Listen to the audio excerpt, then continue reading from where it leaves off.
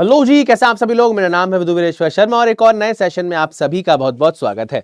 तो मार्केट में भी भैया आरबीआई असिस्टेंट और आरबीआई ऑफिस अटेंडेंट के नोटिफिकेशन से रिलेटेड काफी सारी न्यूज आ रही है कि जनवरी फरवरी में आपका नोटिफिकेशन आ सकता है ना। अकॉर्डिंगली आपका पेपर हो सकता है। तो एक्चुअल में क्या है ये दोनों पोजीशंस, इन दोनों के बीच में क्या अंतर है, ये हम आज के सेशन में देखने वाले हैं।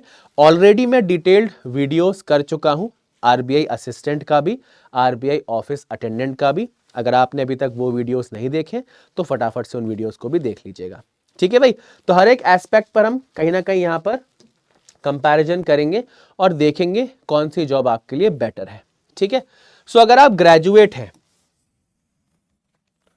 तो आप अटेंडेंट के लिए अप्लाई नहीं कर सकते। सिंपल सी बात है। अगर आप ग्रेजुएशन कंप्लीट कर चुके हैं तो आप सिर्फ आरबीआई असिस्टेंट के लिए एलिजिबल हैं। आरबीआई असिस्टेंट के लिए आप अप्लाई कर सकते हैं। ठीक है। लेकिन अगर आप 10th पास हैं, ठीक है, और जो आपका एलिजिबिलिटी का डेट है तब तक आपका ग्रेजुएशन कंप्लीट अगर नहीं हुआ है तो आप कहीं ना कहीं अटेंडेंट का फॉर्म भर सकते हैं। ठीक है। तो बेसिक भैया एलिजिबिलिटी क्राइटेरिया में ही आधी से ज्यादा कहानी क्लियर हो गई कि कौन असिस्टेंट का पेपर भर सकता है, कौन अटेंडेंट का पेपर भर सकता है। आई होप ये सभी को समझ में आया होगा। फिर अगर हम बात करें, सबसे पहले तो भैया रोल लेवल, असिस्टेंट आपका क्लरिकल हो जाता है। ठीक है। आपका सपोर्ट स्टाफ, ठीक है, यानी कि क्लरिकल वर्क जो आप कर रहे हैं वो आपके सब असिस्टेंट करते हैं और पूरे आपके ऑफिस को जो सपोर्ट स्टाफ, जैसे फाइल मैनेज करना, ये सारी चीजें करना, जो सपोर्ट स्टाफ आपका करता है वो कहीं ना कहीं आपका अटेंडेंट हो गया। ठीक है।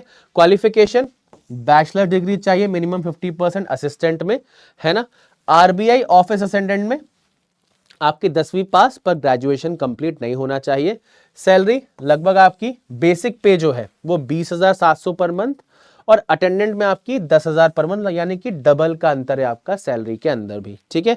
इन एंड सैलरी लगभग यहाँ पर 50 के आसपास बन जाती है।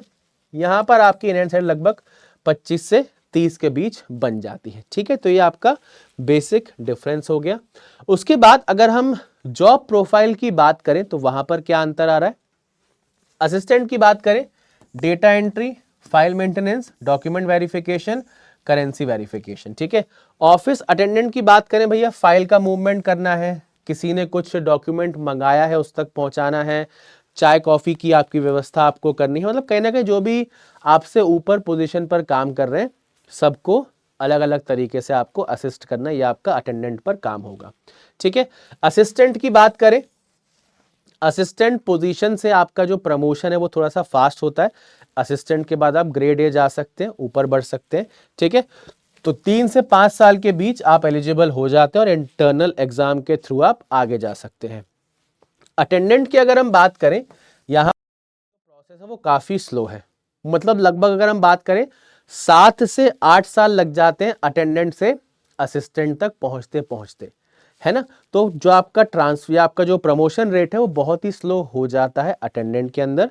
ठीक है। स्टेटस की बात करें, असिस्टेंट आपका व्हाइट कॉलर जॉब है और अटेंडेंट जो है आपका ब्लू कॉलर जॉब यहां पर रहता है। ठीक है।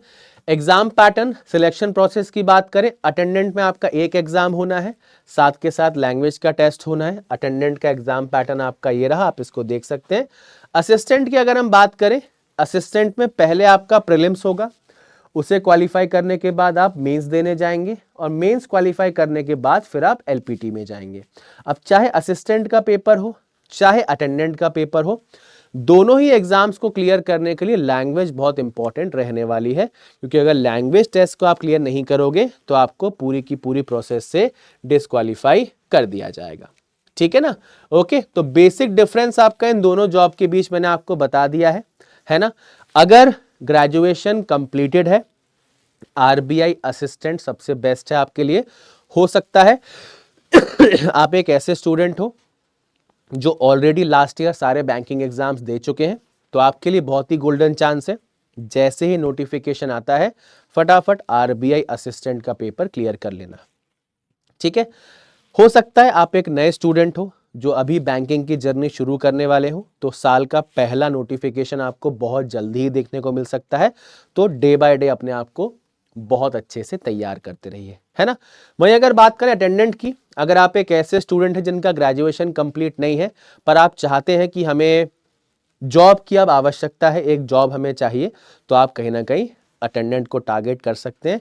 ये दोनों नोटिफिकेशन कब आएंगे एग्जैक्टली किसी को नहीं पता, ठीक है। काफ़ी सारे रूमर्स हैं, काफ़ी कुछ लोग बोल रहे हैं जनवरी, कुछ लोग फरवरी, कुछ लोग मार्च, बट कहीं ना कहीं हमें अपने आप को तैयार करते रहना है अगर हम इस साल जॉब लेना चाहते हैं। तो ये नहीं आया तो बाकी नोटिफिकेशन तो आपके आएंगे ही आएंगे, ठीक है। तो अपने आप को बहुत बेहतर तरीके से आप तैयार करते रहिए और आपकी तैयारी को बेस्ट बनाने के लिए बैंक महापैक में आप एनरोल कर सकते हैं।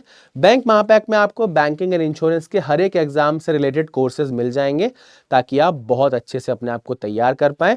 और पढ़ाई करने के बाद अपनी तैयारी को चेक करने के लिए आप टेस्ट यहाँ पर अटेम्प्ट कर सकते हैं, प्रैक्टिस कर सकते हैं। और सबसे इंपॉर्टेंट 24/7 डाउट सपोर्ट आपको यहाँ पर मिलता है। तो सेल्फ स्टडी के दौरान या क्लासेस के दौरान कोई अगर आपका डाउट रह जाता है तो डाउट पोर्टल पर आप हमसे वो डाउट पूछ सकते हैं, ठीक है।